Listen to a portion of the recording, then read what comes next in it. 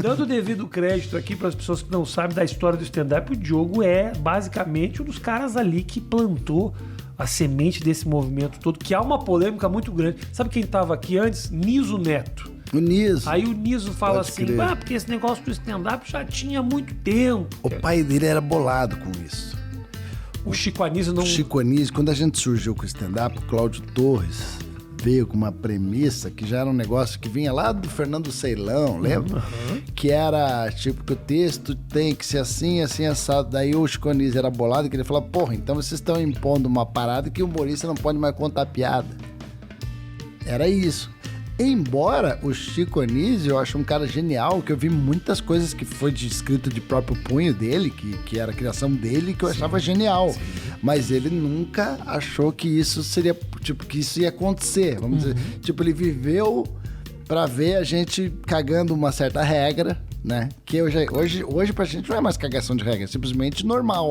Você saber que você não... Porra, que aquela piada é do teu colega, né? No começo, não. Não, cara, no começo era uma zona. Então, tipo, o que aconteceu? O Chico Anísio fala, porra, os caras agora estão impondo um negócio que a gente não pode mais, que o humorista não pode mais contar piada. É quase uma piada isso. Uhum. Tipo, o humorista não pode contar piada. E essa eu me lembro que era a bronca do Chico Anísio na época. Eu entendo o cara mais antigo não sacar o movimento. Eu entendo. Porque o cara vem de uma cultura antiga, um cara que plantou uma semente, não tenha dúvida de que se a gente faz o que a gente faz hoje, é devido a uma semente que plantaram lá atrás. Muita gente, inclusive o Chico Anísio. Mas eu acho que também rolava quase que um monopólio da comédia por essas pessoas. O que o Niso falou agora? Não, ele falou vou ter que assistir o podcast para voltar aqui e falar com você. Não, ele falou isso de... porque essa galera do stand-up fala que inventou a roda e na verdade os caras já faziam. Entendi. E o que eu falei pra ele é bem verdade, tipo assim... Sim, acho que já faziam. Inclusive, tem vídeo do Chico Anísio que é de antes dos anos 70. Até vou colocar o link pra galera assistir. Ele fazendo stand-up. No meio tinha uma piada de salão ou outra que ele coloca no meio do texto. Mas não importa, já era uma semente plantada antes dos anos 70. Mas como um movimento organizado, de grupo, de bar, que é essa coisa que a gente plantou ali naquele 2003, ali por ali. Entendeu? Você sabe que eu faço isso na Praça Nossa? Eu faço um texto de stand-up no Carlos Alberto, um texto que eu escrevi, e quando eu vou pro finalzinho eu jogo uma piada pra fechar. Piadão. Ou às vezes uma piada pra abrir e uma pra fechar. Sempre tem uma no meio, assim. E geralmente é pra ir embora. Mas você tá fazendo toda semana? Toda semana. Cara, o Carlos Alberto me convidou. O Carlos Alberto me convidou pra fazer a Praça Nossa. E eu fiz uma vez, na época que eu trabalhava ainda com a Luciana Gimenez. Aí quando eu saí da RTV, ele me ligou, cara. Ele falou assim, eu não posso te dar um emprego, mas se você quiser, pra não ficar fora da mídia, tá aqui o banco, tá? Eu falei, pô, que fofo ele me ligar, né? Pô, só pela preocupação, né, dele, assim. Aí passou tempo. Mal o Carlos Alberto sabe que a grana da Luciana Gimenez não fazia cosquinha no Diogo. O dinheiro dele vem de debentures na Suíça. Não é dali.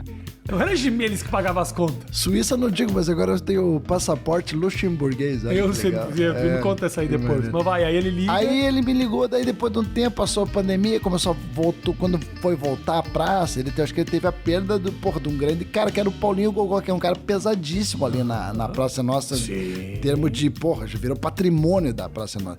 E o elenco ficou meio desfalcado. E eu acho que nessa eu fui um dos nomes que pra ele surgiu na época. Eu fui lá, sei que não era programado, era pra eu participar uma vez só de convidado. Como o Marco Luque esses dias foi lá e fez. E daí ele chamou de novo, daí foi ficando e ele foi deixando. E eu fui ficando. Aí você tá toda semana. Tô toda semana, mas não sou contratado. Ganha cachê por apresentação. O que eu acho bom não ser contratado. Porque senão você exato. pode controlar. Exato. Esses dias eu gravei o programa do Porchat, esses dias eu gravei o Faustão. Eu não tenho nada me prendendo também. Esse é o bom de não ser contratado, né? Por outro lado, eu adoro fazer lá. É bom fazer a Praça Nossa. Se um dia eu não pude gravar, o meu porteiro me intimou, falou, como você não tava, né?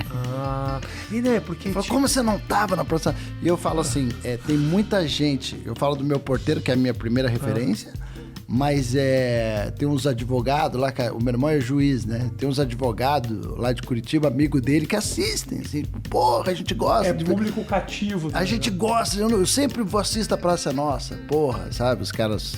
E sentem falta do Paulinho Gogó, e gostam do Matheus Ceará. Mas aí, por que você acha... Gosta do menino lá que entrou também, o teu conterrâneo, o Cris Pereira. Ah, sim. Gostam, sabe? Pô, eu gosto de ver e tal. Então, tipo, tem um público... Eu acho que tem um público pra isso. Não acho que é o mesmo público que vai ver a gente no teatro. O brasileiro é conservador, Diogo. Então ele gosta de ver a mesma sketch toda semana com o mesmo ator. Por isso que esses formatos, eles ficam durante anos, que o brasileiro é um povo conservador. A minha mãe... Ele não gosta de mexer. É por isso que o Zorra Total, o Nerd da Capitinga, era a mesma coisa, só mudava. Hoje ele tá na oficina, amanhã ele tá no boteco, depois no cabeleireiro.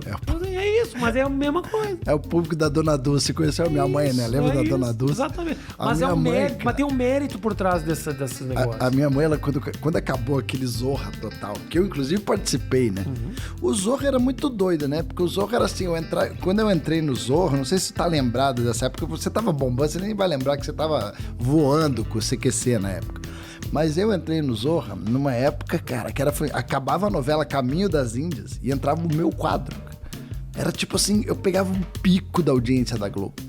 Nunca me levou um ingresso pro teatro, cara. Era engraçado. Gosto de você do Zorra. Nunca me levou o público, eu nunca consegui, como é que fala? Converter. Capitalizar. Nunca converti esse. A praça eu acho que é mais popular. A praça eu acho que no interior, por exemplo, vai um público que assiste a praça. O Zorra não, cara. Por outro lado, eu falo que quando acabou aquele Zorra antigo que eu participei e que virou o Zorra Márcio Smelly, aquele que era meio nem lá nem cá, né? Não era nem um Porta dos Fundos, era quase um Porta dos Fundos, era meio que um Tá No Ar, né? Era meio que uma mistura de várias coisas, né? Mas era mais cool. Tinha o Adnema, tinha o Nelson Freitas ao mesmo tempo. Exato. Isso. Ele era uma, tipo assim, né? Nem tanto ao céu, nem tanto à terra. Mas minha mãe já não entendia esse humor, né? Porque a minha mãe é isso, cara. Eu vou lá pra Curitiba, ela ainda, tipo, ela assim... Mãe, cadê aquele meu negócio que eu deixava aqui? Isso não te pertence mais. Ela repete os bordões. Ela repete os bordões. Ai, tchutchuco, essas coisas. Cara, minha mãe é isso. Ela, como é que é? Feijão pode. Ela fica repetindo esses bordões. Então, é engraçado. Quando acabou esse programa, cara, acabou pra minha mãe. Tipo, ela não entende mais. Mas o que era teu quadro? O meu quadro era o Elvis Lay, que era aquele office boy. Lembra? Ora, cara, presta atenção. Daí tinha a Edileuza, a minha deusa. Eles mexeram um pouco no meu personagem no sentido de que eu era acostumado a solar com ele no palco. Quando eu fui pro Zorra, era um casal. Aí a menina era muito melhor que eu pra fazer aquilo. É verdade. A menina, puta, agora me deu um branco no nome dela. Ela é sensacional. Ela é uma atriz de Zorra. O bordão era dela, não era meu. Ela falava...